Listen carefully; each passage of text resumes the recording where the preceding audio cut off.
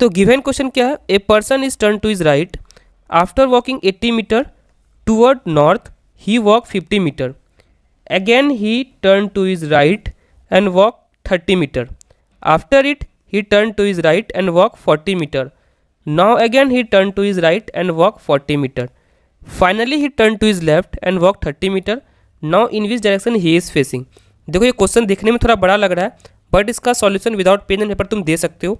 Concept के regarding already video बना हुआ है, तुम प्लेलिस्ट चेक कर सकते हो। अदरवाइज मैं यहाँ भी अच्छे से कॉन्सेप्ट को एक्सप्लेन कर देता हूँ।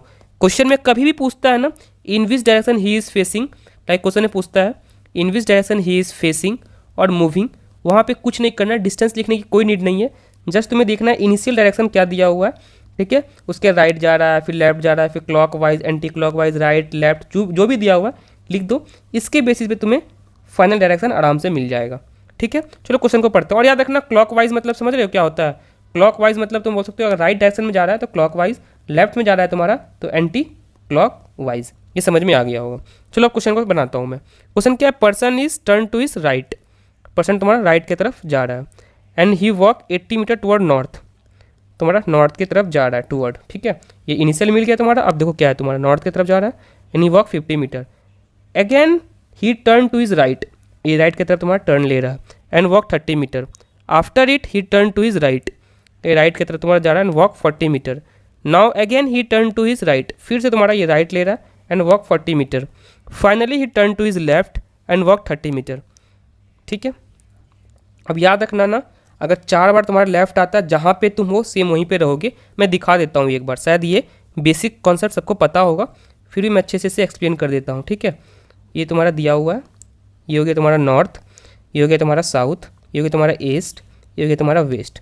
तुम नॉर्थ पे हो, नॉर्थ में तुम राइट जाओगे 1 2 3 4, तुम वहीं पे आ गए। 4 टाइम्स कुछ भी रहता है, तुम जिस पॉइंट पे हो उस पॉइंट पे तुम आ जाओगे।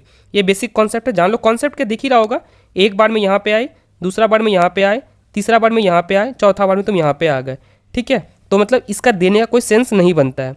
अदरवाइज ये भी समझ में नहीं आता है, तुम ऐसा करो, ठीक है, तुम ये कर सकते हो, लेफ्ट से राइट कट जाएगा। मैं क्या बताया हूँ, कोई भी तुम्हारा इस साइड जा रहा है, फिर तुम्हारा इस साइड आ रहा है, फाइनल तुम्हारा पॉइंट उसका सेम ही है, उसके 3 टाइम्स तुम लेफ्ट करो। नॉर्थ का 3 टाइम्स लेफ्ट तुम्हारा क्या हो जाएगा, 1 हो गया तुम्हारा, 2 हो गया तुम्हारा, यहाँ तुम्हारा 3 हो गया, ठीक है। तुम्हारा आंसर क्या हो जाएगा, वेस्ट हो जाएगा, ठीक है। और याद रखना अगर 3 टाइम्स तुम्हारा रहता है ना, 3 टाइम्स तुम राइट लो, उससे चाहे तुम 1 टाइम तुम लेफ्ट ले लो, ठीक है। ये भी दिखाता हूँ मैं तुम्हारा। अगर तुम यहाँ पे 3 टाइम्स ये किए हो ना, 1 2 3, उससे तुम 1 टाइम ये कर लेते, तुम राइट जा रहे थे तुम लेफ्ट चले जाओ, सेम ही है तुम्हारा। शायद समझ में आ गया होगा। फिर भी कोई डाउट आ रहा है कमेंट सेक्शन में पूछो, मैं ट्राई करूँगा रिप्लाई कर देने का। देखो ऑलरेडी मैं बहुत अच्छे अच्छे क्वेश्चन को डिस्कशन कर दिया हूँ। मैं रिक्वेस्ट करता हूँ प्लेलिस्ट को चेक कर लो। डायरेक्शन में इसके बाहर एक क्वेश्चन भी कोई भी एग्जाम में नहीं आ सकता है। Thank you.